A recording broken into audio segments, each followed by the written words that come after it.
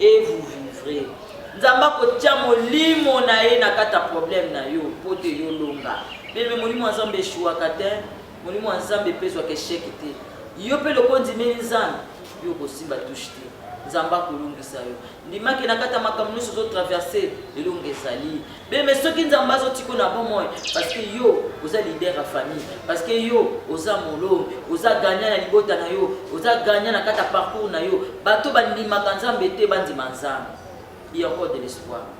Attends ma kabozo simba te ben menzimakeli. Yo zo landanga l'émission o nakata situation no elonge ezali. Nakata problème na yo elonge ezali. Zamba ko salongolo akobundelo bitumba po yo témoigner. Bien ba oyo bazalaka ba gagnant bazaka na vie facile.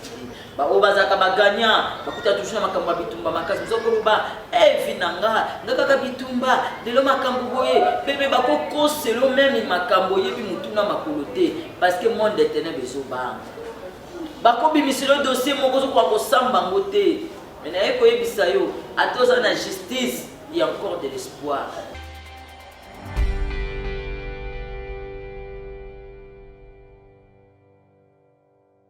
Shalom, shalom Pépi Didier, shalom na bana nzambe nyoso, shalom na bandimi nyoso IHB Media, nzamba pambola bino, bonne année, nzamba akomisi biso na ne ya suka, vraiment eza bona mwa nzambe eza likola mingi na biso mingi tokotaki na bango bazate, mais nzambe abatelinga na yo, shalom na bandeko nyonso nzamba pese souffle de vie, nzambe apambola to sans plus tarder to bumbi mutu na biso, papa to biso merci, to pamboli yo abandaki na biso. Musala oyo tozokumisa yo ko to assister biso nyonso tokosala kati nsiko za pona nkembo na yo na kombo na Yesu Masia. Amen. Amen, amen. Lelo tozana thème kitoko nzamba pesi biso, il y a encore de l'espoir. Ya solo bato ebele bakoki ko désespérer. Ane yango esili te. Makambo nzamba loba qu'est-ce que kokisami? Ane yango esili te. Est-ce que makambo loba qu'est-ce que salami? Bien aimé, il y a encore de l'espoir pour limiter les embêtés parce que vous évitez aux embêtés pour ça la lobby, pour limiter les embêtés, vous évitez dans 2 jours, vous évitez les embêtés pour ça les layo, pour limiter les embêtés, dans quelques jours, et tikali pour témoigner pour l'homme dans Nana ebi kenzambe akosakate ceux qui a lobby akokisaka sans plus tarder des otanga. Ézéchiel 37, Nathan verset 3. Il me dit, fils de l'homme, ces hommes pourront-ils les revivre? Il répondit, Seigneur l'Éternel, tu le sais. Il me dit, prophétise sur ces eaux et dis-leur les ossements desséchés, écoutez la parole de l'Éternel. Ainsi par l'Éternel, ces eaux vivra. Je vais faire entrer un esprit en vous vivre. Amen. Il y a solo Zambé a pesibiso thème kitoko. Il y a encore de l'espoir. Ane bandaki tokutana makambo ebele, ane bandaki tokutana babitu bebele, ane bandaki to moni makambo ndenge na ndenge. Ouf, tokomi na suka ya solo nzamba za malamu. Mutu akoki kotala nzambe soko ozalaki na nga te na bakokobisanga mokola lelo. Musu atali babitumba soki na février, musu atali makambo akutanaki nango na juillet, musu alobi na octobre ezalaki mwa moko makasi. Me nzambe wana atikaki yo te bien-aimé abundelaki yo. Lelo yo pokomi kotangama parmi bato bazokatisa na 2023, bien-aimé nzambe azwa lokumu. Yango ozomona Ezekiel alobi na biso, nzambe atuni Ezekiel, eske mikuwa wana ekobika lisusu ekozwa bon moyo? Ezekiel atuna binzambe yendo yebi. Nakata bitumboza nango nakata makamboza nango eske kobika eske kolonga eske yoko manzambe nda yebi. Bien-aimé ayebi yango lobi na ngana na yebi soki il y a encore de l'espoir. Il y a encore de l'espoir na makambozo traverser na bitumbo kute na mbeme soko tali nzambo abundela ki olobi. Nzambo abundela ki na janvier, abundela na octobre, abundela na juillet. Bien-aimé asapeka nzambo azobina na décembre. Nakata makambo yo kute na mbo nakata bitumbo traverser na anyo ya pasi minyoko menzamba tikiote nakata beleva ba situation traverser menzamba tiko simbo toujours na loboko muso atuneka est-ce que tongo ekotana metongo etanelo pas comme la journée à l'élever à descendre. Bien mais il y a encore de l'espoir pour désespérité par rapport il y a ba prophétie zwaki par rapport il y a ba révélation zwaki par rapport il y a ba message zwaki il y a encore de l'espoir. Azan Zambe na capacité na ye akobundu na 2023 après ce victoire au Soyoka. Ezekiel a dit est-ce que mikuwa ekobika, est-ce que mikuwa ekozosu bon moyo? Okoko tuna est-ce que na vie na ngai kosimba lisusu par rapport à l'échec mokozo, par rapport à la déception, par rapport à bitumba moko lekana kinango, par rapport à makambo kutana kinango, il y a encore de l'espoir. Ko désespéré te yozo talanga indima kenzamba zali. Ko désespéré te yozo talanga nzamba longi saka. Yango Ezekiel nzamba tune Ezekiel est-ce que mikuwa oyekozwa bomo? Batu bakolo bapona situation aussi. Batu bakolo bapona situation ekosimba lisusu te. Batu bakolo bapona libala na ekozwa zu valeur te. Batu bakolo bakina misala na ekosimba te bango balobi menzamba lobi nini. Batu bakolo bakepona ekozwa te bien mais yo on ozokota 2023. Il y a encore de l'espoir. Ko désespéré te bien aimé. Nakata ba situation oyo ozoko se retrouver. Nakata problème ozokuta na mondima ke nzamba zali. Mikuwa wana ekozwa na pomo. Ezekiel a tuni nzambe. Nzambe a tuni Ezekiel. Est-ce que mikuwa ekobika ekozwa pomo? Ezekiel a dit nzambe yondo yebi. Mais nzambe yebi esika batu tala mutu moko te ya mokili a décidé na place ensemble.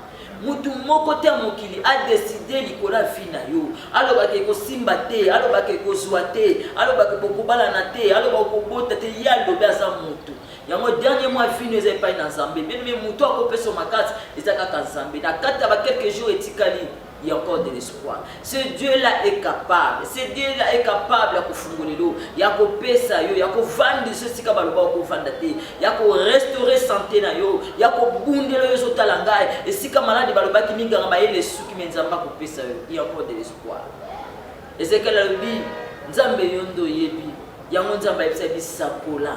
Bien mais nalingi mutu moko sakola, nakata problème na ye, nakata likambo na ye, ke yange ko simba, yange ko kokisama, yanga na koswa, ngana kolonga, ngana kobika, ngana kokota bien aimé sakola. Nzambe yebisa Ezekiel sakola, prophétise pour na mamiku wana ezwa bomo bien mais sakola nakata problème na yo et la tanzo. Sakola nakata problème na yo ekokisama, sakola nakata problème na makambo simba parce que za Nzamba solo, bien mais bato batambola kana Nzambe batambola na mai. Il y a encore de l'espoir. Ndima na kata problème na yo. Ozokota 2023 pour les laki.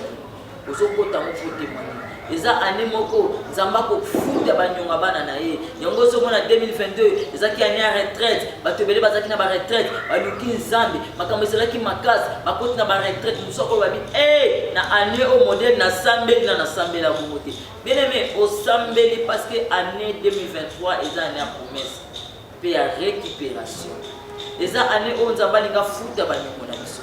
Les années où Nzamba linga mema biso pour te témoigner. Les années où azolongola mabe azopesa ya mala. Yango zo mona na 2023 Nzamba ko kabola bisika ya mabe e ko kende bisika malamu ko katsa.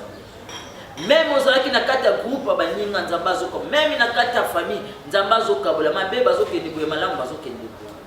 Bao nyonso to ebatame ko bima na poisa. Eza ana justice. Nzamba zo la justice na bana na ye. Bien nzima ki Nzamba sa. Il y a encore de l'espoir. Na kata makambo za nango, na bitumbo zo kuta nango, bien me ko désespéré te. Ata santé za malamu te. Yo zo na moza na mbeto pita ndima ki il y a encore de l'espoir. Santé ko zonga. Makambo ko simba. Yo ko témoigner Nzamba. Nzamba zo tiko na bomoy. Po yo témoigner bolamu ne bien me ko banga te.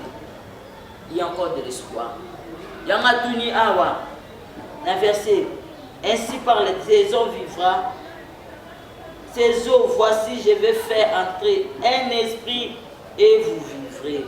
Nzamba ko tia molimo na ye na kata problème na yo pote yo longa. Bebe molimo Nzambe shuwa kate, molimo Nzambe peso ke shekite.